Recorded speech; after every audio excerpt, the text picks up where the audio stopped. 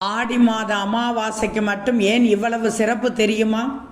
தடுமாறியவனுக்கு தை அமாவாசை, மறந்து போனவனுக்கு மகாலய அமாவாசை, ஆட்டம் கண்டவனுக்கோ ஆடி அமாவாசை.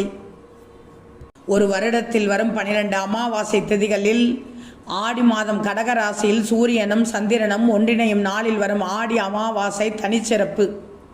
ஆடி அமாவாசை, தை அமாவாசை, புரட்டாசி அமாவாசை 3 அமாவாசை தினங்களும் முக்கியத்துவம்.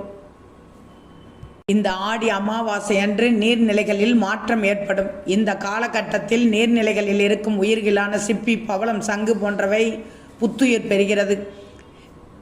இந்த காரணத்தால் தான் தமிழ்நாட்டில் ஆடி அமாவாசை நாளில் முக்கூடல் என்று சொல்லப்படும் கன்னியாகுமரி, தனுஷ்கோடி, அக்னி தீர்த்தம், திருப்புல்லானி, தேவிப்பட்டினம், பவானி சங்கமம், இதில் உள்ள கடல், வேதாரண்யம், பூம்புகார் உள்ளிட்ட இடங்களில் கடல் நீராடுவது மிகவும் விசேஷமானது. கடற்கரை இல்லாத இடங்களில் புண்ணிய நதிகளில் நீராடுவது காலம் காலமாக இருந்து வரும் வழக்கமாகும். ஆடி மாதம் முதல் தை மாதம் பிறக்கும் வரை தேவர்களின் இரவு காலம் என்பதால் தேவர்கள் ஓய்வெடுப்பதாக ஐதீகம்.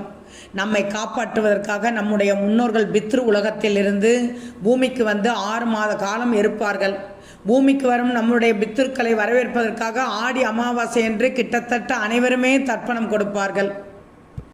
வாழ்க்கையில் ஏதோ ஒரு நெருக்கடி, நிம்மதியே இல்லாத சூழல், முன்னேற்றம் இல்லாத நிலை, குடும்பத்தில் அடுக்கடுக்கான பிரச்சனைகள், சுபகாரிய தடை என்று பல தொடர் பிரச்சனைகளுக்கு பித்திருதோஷம்தான் காரணம் என்று சொல்லப்படுகிறது. தெரிந்த பிரச்சனைகள், அறியாத தோஷங்கள் என்று எதுவாக இருந்தாலுமே ஆடி அமாவாசைக்கு முறைப்படி தர்ப்பணம் செய்தால் எல்லா தோஷங்களும் தீரும், முன்னோர்களின் அருள் கிடைக்கும் என்பது ஐதீகம்.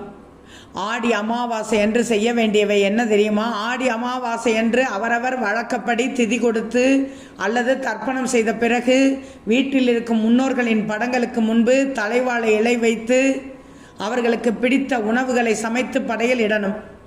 அமாவாசைக்கான காரியங்களை செய்து முடிக்கும் வரை வீட்டில் கோலம் போடக்கூடாது, விளக்கேற்றக்கூடாது. இறந்தவர்களுக்கு படையல் போடும் பழக்கம் இருந்தால் அவ்வாறு செய்யலாம். படையல் போடும் பழக்கம் இல்லாதவர்கள் காகத்திற்கு உணவளித்த பிறகுதான் சாப்பிட வேண்டும்.